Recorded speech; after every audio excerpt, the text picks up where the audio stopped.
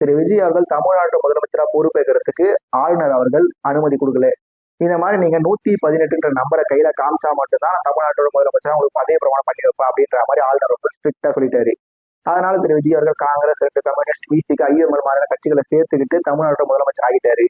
நாம ஏற்கனவே சொன்ன மாதிரி திரு விஜய் அவர்கள் மட்டும் இல்ல, எந்த ஒரு அரசியல் கட்சியுமே உடனடியா தேர்தல் வரத்தை கண்டிப்பாக விரும்பல.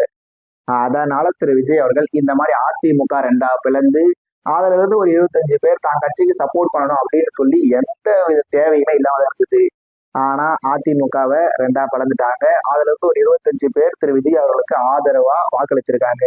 இது திரு விஜய் அவர்களுக்கு ஆட்சி ரீதியா ஸ்ட்ராங்கான விஷயமா இருக்கலாம், சாதகமான விஷயமா இருக்கலாம்.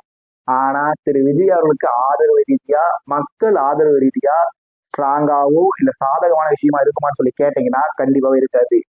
ஏன்னா திரு விஜய் அவர்களுக்கு வாக்களிச்ச பல பேருக்கு நாம எதுக்கு விஜய்க்கு வாக்களிச்சோம், எதுக்காக விஜய்க்கு வாக்களிச்சோம் சொல்லி காரணம் தெரியுதான்னு சொல்லி கேட்டீங்கன்னா என்ன சொல்றாங்கன்னா, நாங்க ஒரு மாற்றத்துக்காக திரு விஜய் அவர்களுக்கு வாக்களிச்சோங்க.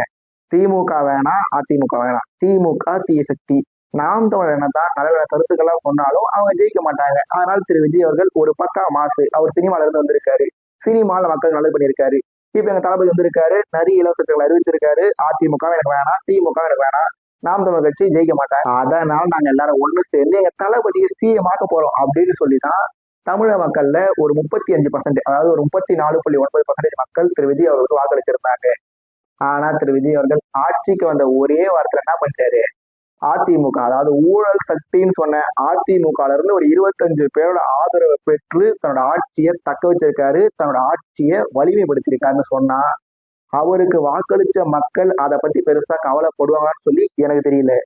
பட் நாளாக நாளாக காலம் கடக்க கடக்க கண்டிப்பாக மக்கள் ஒரு நாள் உண்மையை கண்டிப்பா உணர செய்வாங்க. அப்படி உணரும் போது அவங்க என்னடா இது, திரு விஜய் அவர்களுக்கு மாற்றம்னு நம்பி நம்ம ஓட்டு போட்டோம், ஆனா அவர் ஆட்சிக்கு வந்த உடனே அதிமுகவுல இருந்து ஒரு ஸ்பிளிட் பண்ணி அங்க இருந்து வந்த எம்எல்ஏக்களோட ஆதரவோட ஒரு ஆட்சி அமைச்சாருன்னா என்ன மாதிரி மாற்றமான ஆட்சி அப்படின்னு சொல்லிட்டு மக்கள் கண்டிப்பாவே இன்னைக்கு இல்லைனாலும் ஒரு நாள் இல்லை ஒரு நாள் கண்டிப்பாவே யோசிக்கதான் செய்வாங்க. அதனால திரு விஜய் அவர்கள் ஆட்சிக்கு வந்துட்டாரு. தனி பெரும்பான்மை கிடைக்கலனாலும் 108, 107, 106ன்னு சொல்லி எம்எல்ஏ கவுண்ட், சபாநாயகர் கவுண்ட், அது மாதிரி பல விஷயங்கள் இருந்தாலும் இப்ப 107 எம்எல்ஏக்கள் இருக்காங்க தாவேக்காவுக்கு. அடுத்து நடக்கப்போற திருச்சி தொகுதியில் ஜெயிச்சு அதை 108 ஆக போறாங்க. ஆனா திரு விஜய் அவர்கள் இதே மாதிரி தொடர்ந்து எதிர்கட்சிகள் விமர்சிக்கிற மாதிரி புஷ்பா பட பாணியில அரசியல் பண்ணாருன்னா அவரோட நண்பான ப்ளீஸ் தோழா தோழிஸ் கண்டிப்பாக இதை லைக் பண்ணலாம்.